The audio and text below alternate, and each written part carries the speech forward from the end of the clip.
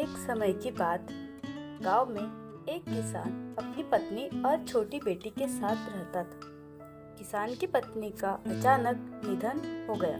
कुछ वर्षों बाद किसान ने अपनी बेटी के भविष्य के बारे में सोचकर दूसरी शादी कर ली। नई पत्नी अपने साथ अपनी एक बेटी भी लेकर आई।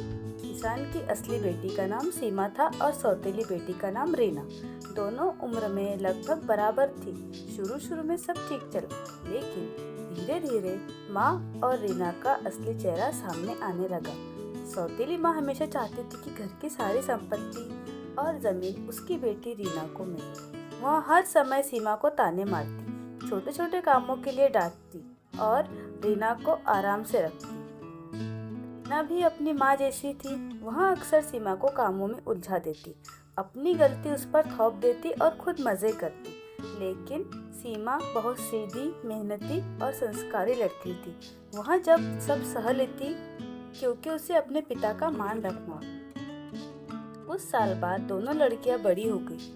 गांव के एक बड़े जमींदार का बेटा अर्जुन शादी के लिए लड़की देख रहा था। वह पढ़ा लिखा, समझदार और अच्छे संस्कार वाला युवक था। जब यह बात सौतेली माँ को पता चली तो उसने तुरंत अपनी बेटी रीना के लिए अर्जुन को फंसाने की योजना बनाई। उसने सोचा, अगर अर्जुन से रीना की शादी हो गई तो हमारे परिवार की किस्मत बदल जाएगी।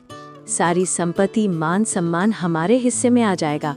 सौतेली माँ ने अर्जुन के घर वालों को निमंत्रण दिया और बेटियों को अच्छे कपड़े पहनाकर उनके सामने पेश किया। सीमा सादगी और शालीनता से खड़ी रही, जबकि रीना ने अपने चेहरे पर नकली मुस्कान और नखरे सजाए। अर्जुन ने दोनों से बातचीत की। उसे सीमा की सादगी, नम्रता और समझदारी ने प्रभावित किया, जबकि रीना की बातें उसे बनावटी लगी। लेकिन अर्जुन ने तुरंत कुछ नहीं कहा और वह सोच विचार करना चाहता था। वह देखकर सौतेली माँ और रीना को शक हुआ कि अर्जुन सीमा को पसंद करने लगा है। उन्होंने तुरंत चाल चली। रीना ने एक दिन सीमा से कहा, दीदी, अर्जुन जी गांव के मेले में आएंगे, आप भी वहां चलो। अगर आप उनसे बात करोगी तो हो सकता है वे आपसे शादी करना चाहें। सीमा मासूम थी। उसने रीना की बात मान ली, लेकिन यह सब एक साजिश थी। रीना ने पहले से ही कुछ गुंडों को पैसे देकर वहां बुलाया था। इसका मकसद था कि गुंडे सीमा को घेरकर उसकी इज्जत खराब करे और गांव भर में उसकी बदनामी हो जाए, ताकि अर्जुन उसे कभी भी न अपनाए। लेकिन किस्मत को कुछ और ही मंजूर था। जैसे ही गुंडे सीमा के पास पहुंचे, अर्जुन वहां आ गया। उसने गुंडों को पकड़ लिया और पंचायत बुला ली। पंचायत में सबके सामने गुंडों ने सच बता दिया कि उन्हें रीना ने ही भेजा था। पूरा गांव हक्का बक्का रह गया। सौतेली माँ और रीना का चेहरा उतर गया। उनकी चाल सबके सामने खुल चुकी थी।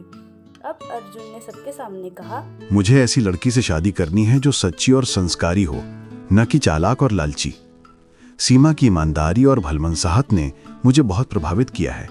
मैं उसी से शादी करूंगा। गांव वाले अर्जुन की बात सुनकर खुश हो गए।